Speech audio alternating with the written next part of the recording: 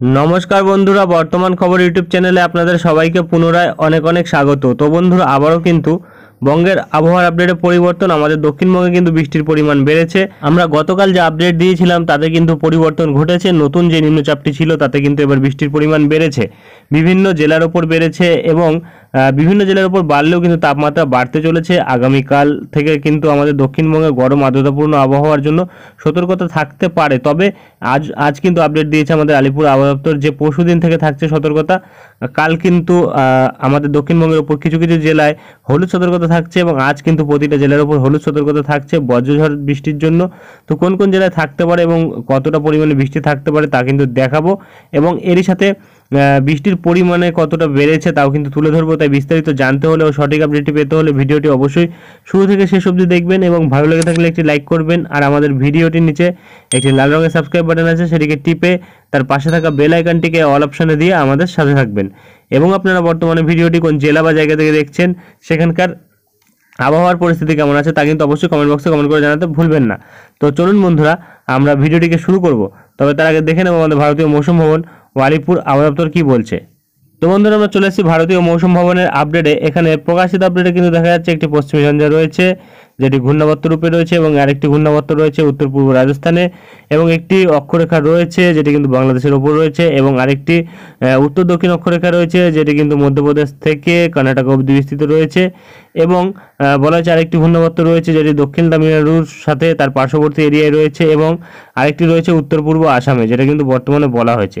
এবং এখানে যে আপডেট যেই সিস্টেমগুলি রয়েছে সেই সিস্টেমের প্রভাবে কিন্তু আমাদের উত্তর পশ্চিম ভারতবর্ষে বৃষ্টি থাকছে এবং পূর্ব মধ্য ভারতবর্ষে সর্বপ্রথম দেখব, কারণ আমাদের পূর্ব মধ্য ভারতবর্ষ এবং তার সাথে উত্তর পূর্ব ভারতবর্ষটাই ম্যাটার করে, ওপাশে দক্ষিণ ভারতবর্ষ অতটা ম্যাটার করে না।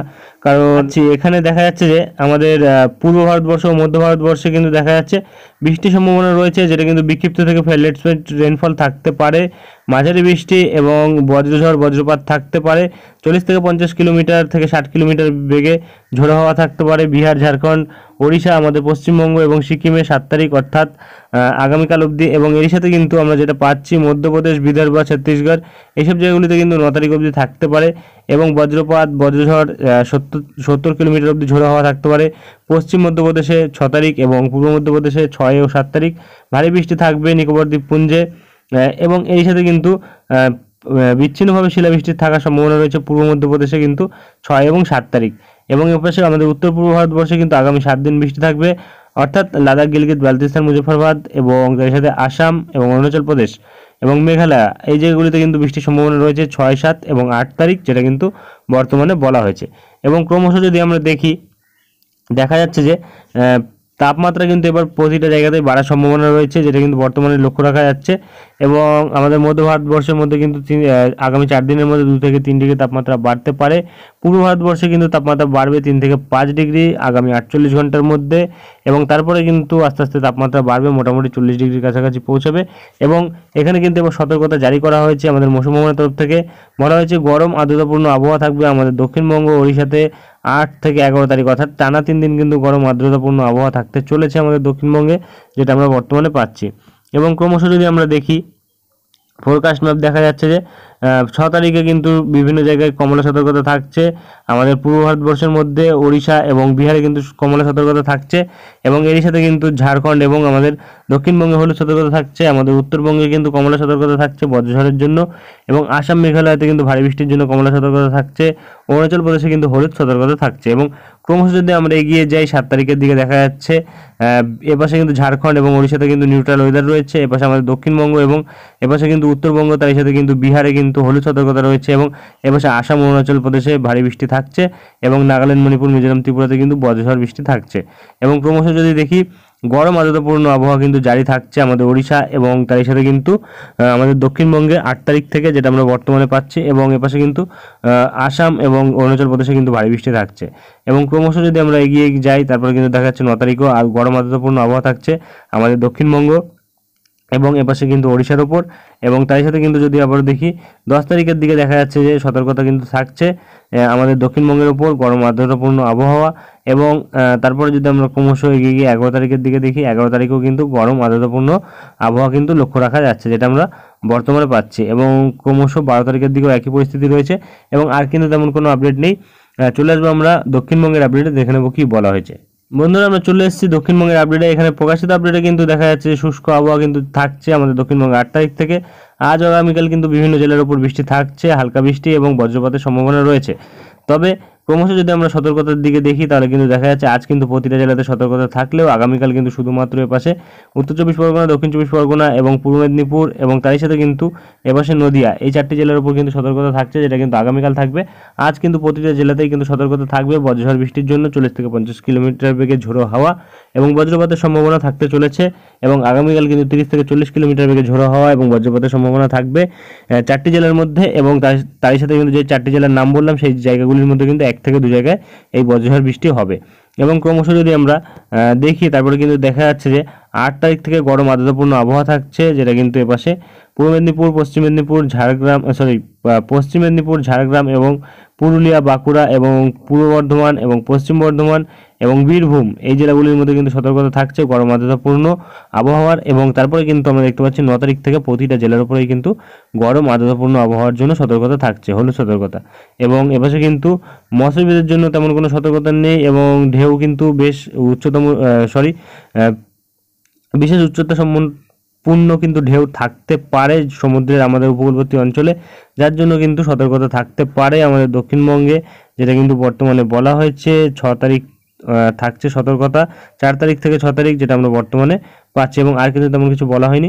চলে আসবো আমরা উত্তরবঙ্গের আপডেটে, দেখে নেবো কি বলা হয়েছে। বন্ধুরা, আমরা চলে এসেছি উত্তরবঙ্গের আপডেটে। এখানে প্রকাশিত আপডেটে কিন্তু দেখা যাচ্ছে হালকা থেকে মাঝারি বৃষ্টি থাকছে আমাদের দক্ষিণবঙ্গে। গরম আর্দ্রতাপূর্ণ আবহাওয়া থাকলেও কিন্তু আমাদের উত্তরবঙ্গে কিন্তু গরম আর্দ্রতাপূর্ণ আবহাওয়া থাকবে না, বৃষ্টি রয়েছে 12 তারিখ অবধি আমরা যেটা পাচ্ছি। এবং শুষ্ক আবহাওয়া কিন্তু তারই মাঝে কিছু জেলার উপর থাকতে চলেছে, যেটা কিন্তু এপাশে উত্তর দিনাজপুর, দক্ষিণ দিনাজপুর, মালদা, এই 3 জেলার মধ্যে থাকতে পারে।